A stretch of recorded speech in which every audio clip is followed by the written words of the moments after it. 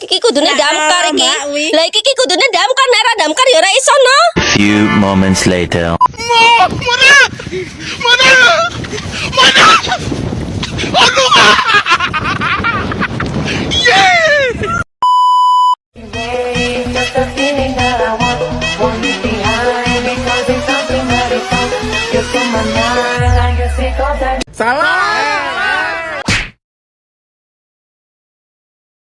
Gede oh.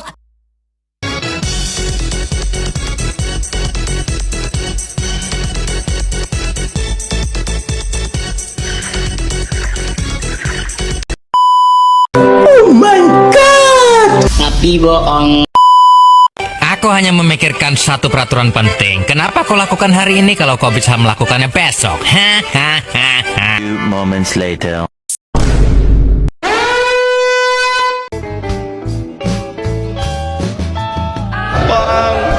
Udah bang.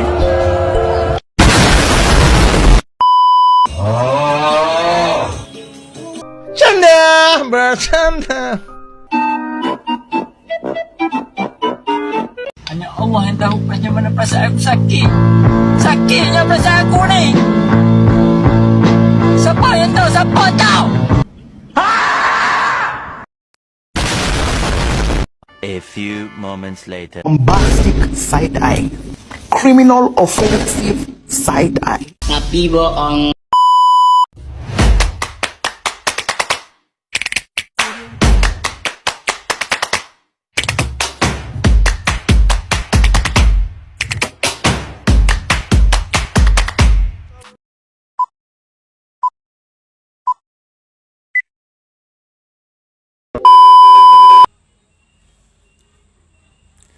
Assalamualaikum warahmatullahi wabarakatuh. Hai guys, kembali lagi dengan saya Jumahari dengan NPM 022723 1145. Saya dari Fakultas Ekonomi dan Bisnis, jurusan akuntansi. Di sini saya akan menjelaskan sedikit tentang teknik analisis data hermeneutik. Baik, selanjutnya kita masuk pada materi tentang teknik analisis data metode hermeneutika. Di mana hermeneutika adalah metode analisis data kualitatif yang digunakan untuk memahami makna dan interpretasi teks, data, atau fenomena sosial. Metode ini dikembangkan oleh Friedrich Schorlemaier dan Hans-Georg Gadamer. Metode ini juga sering digunakan dalam penelitian kualitatif di bidang sosial, humaniora, dan teologi. Baik, prinsip-prinsip hermeneutika adalah pertama, interpretasi. Hermeneutika berfokus pada interpretasi makna dan tidak hanya pada pengumpulan data. Kedua, konteks. Analisis data harus mempertimbangkan konteks sosial, budaya, dan historis. Ketiga, ada dialektika. Hermeneutika melibatkan proses dialektika antara peneliti dan data, di mana peneliti secara terus-menerus mempertanyakan dan merevisi interpretasinya. Keempat, ada refleksivitas. Peneliti harus reflektif tentang posisinya sendiri dan bagaimana itu mempengaruhi interpretasinya. Baik, selanjutnya itu ada langkah-langkah analisis data hermeneutika. Yang pertama ada pengumpulan data. Pengumpulan data melalui wawancara, observasi, atau analisis teks. Yang kedua ada pembacaan awal. Membaca data secara keseluruhan untuk memahami konteks dan makna umum. Ketiga, ada analisis tematik, di mana mengidentifikasi tema-tema yang muncul dalam data dan memahami hubungan antara tema-tema tersebut. Keempat, ada interpretasi, di mana menginterpretasikan makna data berdasarkan konteks dan tema-tema yang diidentifikasi. Kelima, ada revisi dan refleksi, di mana merevisi dan merefleksikan interpretasi berdasarkan umpan balik dan kritik. Baik, selanjutnya ada kelebihan hermeneutika, di mana yang pertama yaitu mendalam. Hermeneutika memungkinkan analisis data yang mendalam dan rinci. Yang kedua ada kontekstual, yang dimana mempertimbangkan konteks sosial, budaya, dan historis. Ketiga ada reflektif, yang dimana memungkinkan peneliti untuk reflektif tentang posisinya sendiri. Selanjutnya ada kekurangan hermeneutika. Sini ada 3. Yang pertama ada subjektif.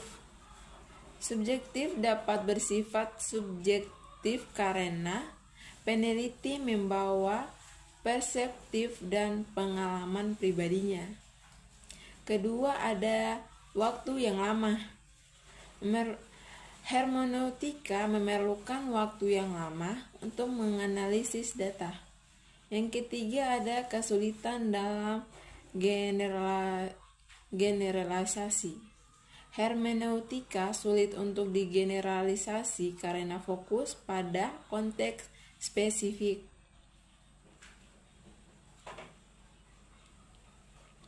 Dengan demikian, hermeneutika adalah metode analisis data kualitatif yang kuat untuk memahami makna dan interpretasi teks, data, atau fenomena sosial. Namun, perlu diingat bahwa hermeneutika memiliki kelebihan dan kekurangan yang perlu dipertimbangkan dalam penelitian. Baik, kita masuk pada tujuan hermeneutik. Memahami konteks dan latar belakang historis teks untuk sampai pada interpretasi yang valid. Menguap struktur makna yang mendasari dalam teks.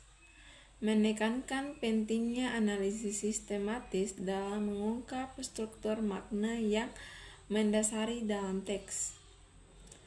Langkah-langkah hermeneutik yaitu ada analisis sosial historis, analisis formal atau diskursif, ada interpretasi atau reinterpretasi, penentuan problem, pengumpulan teks, melakukan kritik praksis, merencanakan model aksi pemecahan masalah. Sekian, itu dia. Baik, kita lanjut pada materi yang berikutnya, yaitu cara kerja metode analisis hermeneutik, yaitu pengasosiasian hermeneutika dengan Hermes secara sekilas menunjukkan adanya 3 unsur yang pada akhirnya menjadi variabel utama pada kegiatan manusia. Dalam memahami 3 unsur, yaitu tanda atau teks yang menjadi sumber atau bahan dalam penafsiran yang diasosiasikan dengan pesan yang dibawa oleh Hermes. Perantara atau penafsiran Hermes menyampaikan pesan oleh sang perantara agar bisa dipahami dan sampai kepada penerima. Contoh penelitian analisis hermeneutik yaitu analisis biasanya diaplikasikan pada penelitian kebahasaan. Salah satu contoh penelitiannya adalah analisis pada cerpen-cerpen karya A.I.B. Kenneth. Dalam penelitiannya menjelaskan bahwa penggunaan analisis hermeneutik ini dianalisis dengan pendekatan nilai-nilai pendidikan karakter siswa SMA. Hasil penelitian menunjukkan bahwa yang pertama, aspek hermeneutik yang terkandung pada cerpen-cerpen karya I.B. Kenneth terdapat 11 cerpen dengan tema yang mengandung nilai pendidikan karakter. Tokoh-tokoh yang ditampilkan dominan protagonis sehingga memberikan nilai-nilai positif bagi pembaca. Selain itu, antara alur dan latar juga memiliki relevansi yang mendukung nilai-nilai pendidikan karakter. Yang kedua, ada secara hermeneutik, cerpen-cerpen karya A.I.B.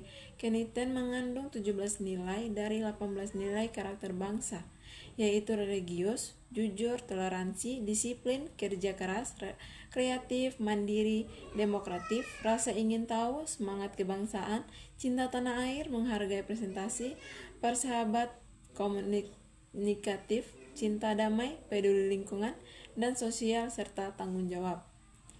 Contoh aplikasi hermeneutika juga ada 3, yaitu pertama, penelitian kualitatif, di mana sering digunakan dalam penelitian kualitatif untuk memahami pengalaman dan perseptif responden. Yang kedua ada analisis teks.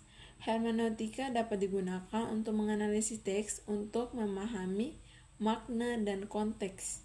Yang ketiga ada penelitian sejarah, yaitu dapat digunakan untuk menganalisis dokumen historis untuk memahami konteks sosial dan politik. Teknik analisis data hermeneutika ada 5, yaitu pertama, analisis teks, menganalisis teks untuk memahami makna dan konteks. Yang kedua ada analisis wawancara, menganalisis wawancara untuk memahami pengalaman dan perspektif responden. Yang ketiga ada analisis observasi, menganalisis observasi untuk memahami perilaku dan konteks sosial. Keempat ada analisis dokumen, menganalisis dokumen untuk memahami konteks historis dan sosial. A.I.B. Kenneth dalam penelitiannya menjelaskan bahwa penggunaan analisis hermeneutik ini dianalisis dengan pendekatan nilai-nilai pendidikan karakter siswa SMA. Hasil penelitian menunjukkan bahwa yang pertama, aspek hermeneutik yang terkandung pada cerpen-cerpen karya I.B. Kenneth terdapat 11 cerpen dengan tema yang mengandung nilai pendidikan karakter. Tokoh-tokoh yang ditampilkan dominan protagonis sehingga memberikan nilai-nilai positif bagi pembaca. Selain itu, antara alur dan latar juga memiliki relevansi yang mendukung nilai-nilai pendidikan karakter. Yang kedua ada secara hermeneutik, cerpen-cerpen karya A.I.B. Kenneth mengandung 17 nilai dari 18 nilai karakter bangsa, yaitu religius, jujur, toleransi, disiplin, kerja keras, kreatif, mandiri, demokratif, rasa ingin tahu, semangat kebangsaan, cinta tanah air, menghargai presentasi, persahabat, komunikatif, cinta damai, peduli lingkungan, dan sosial serta tanggung jawab. Contoh aplikasi hermeneutika juga ada 3, yaitu pertama, penelitian kualitatif, di mana sering digunakan dalam penelitian kualitatif untuk memahami pengalaman dan perseptif responden. Yang kedua ada analisis teks. Hermeneutika dapat digunakan untuk menganalisis teks untuk memahami makna dan konteks. Yang ketiga ada penelitian sejarah, yaitu dapat digunakan untuk menganalisis dokumen historis untuk memahami konteks sosial dan politik. Teknik analisis data hermeneutika ada 5, yaitu pertama analisis teks, menganalisis teks untuk memahami makna dan konteks. Yang kedua ada analisis wawancara, menganalisis wawancara untuk memahami pengalaman dan perspektif responden. Yang ketiga ada analisis observasi, menganalisis observasi untuk memahami perilaku dan konteks sosial. Keempat ada analisis dokumen, menganalisis dokumen untuk memahami konteks historis dan sosial. Baik, sekian penjelasan dari saya tentang teknik analisis data hermeneutik. Assalamualaikum warahmatullahi wabarakatuh. Bye bye guys, kembali lagi dengan saya di minggu depan.